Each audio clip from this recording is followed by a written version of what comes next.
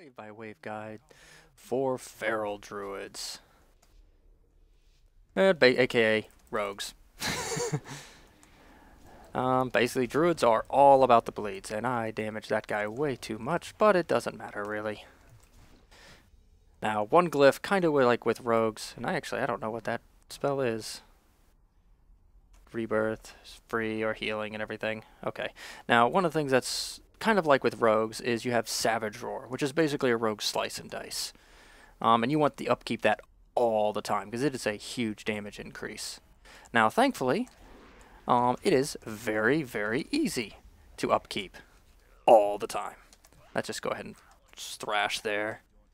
Because, thanks to a glyph that you can use, called the Glyph of Savage Roar, anytime you rake or shred while prowling, you are granted Savage Roar as though you used it with 5 combo points. Which essentially means you can easily upkeep it by just doing your basic rotation as long as you open up while stealthed. So, as long as you stealth, you'll have it going all the time. Like, boop. Like, I'll just bop him with that, and boom.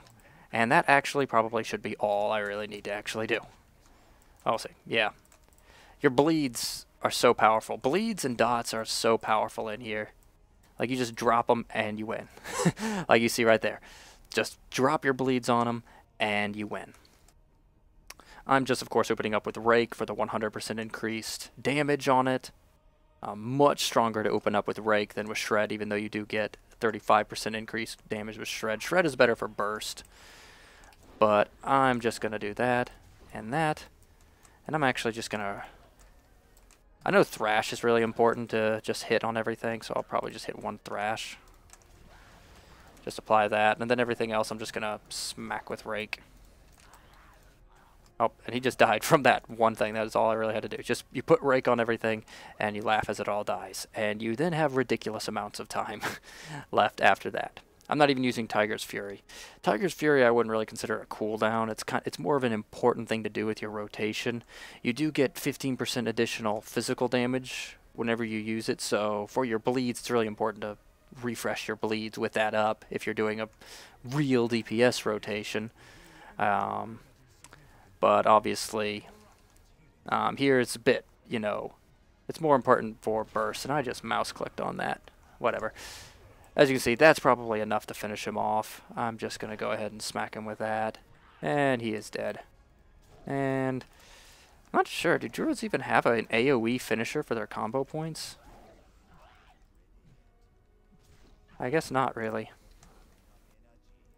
In that case, I guess I just bleed them all and they die.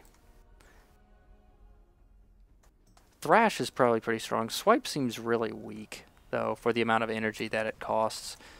Go ahead and rake up everything. Always just drop the rakes on everything. It's always spread around their dots. That's always an important thing to do. And I'll actually Ferocious Bite for once. Oh, that's why I'm doing so little damage. Again, always remember to upkeep your Savage Roar. And the easiest way to do that is simply to use that glyph. Just use that glyph that I showed you to instantly get your free Savage Roar on an opener, and then you have it going all the time, because it's literally a 40% damage increase while you have that going on everything you do, since everything you do, including your bleeds, is physical damage. So it's always important to upkeep that. But even if you completely screw that up and actually don't even have that going, I still beat it. And that's almost with half your damage gone if you don't upkeep that. So make sure you just always remember to prowl before you open up again. It's a huge damage increase.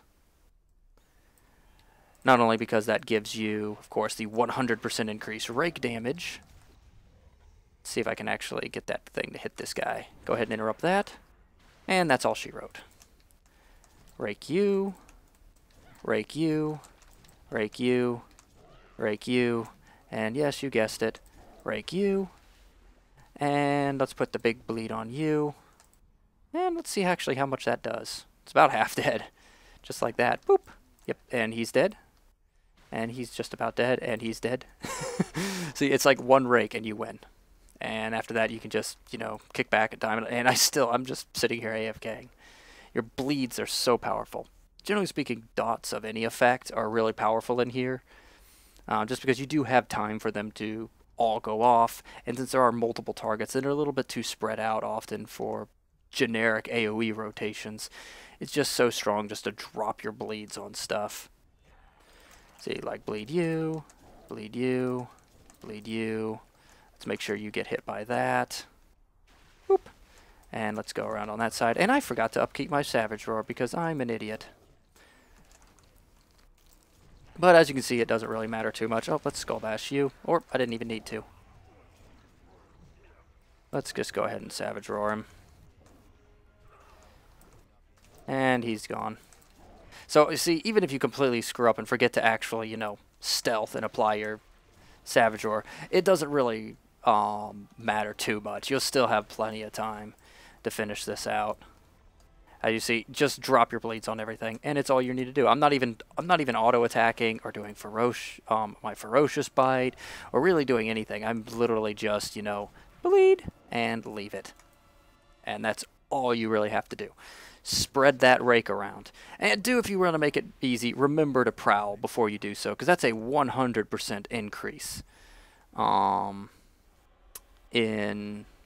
It's a 100% increase in damage on that rake bleed, and it will immediately give you the full 5 combo points of Savage Roar, which as you can see is 40% damage increase on all physical damage you deal, which is, well, just about everything you do as Cat Druid.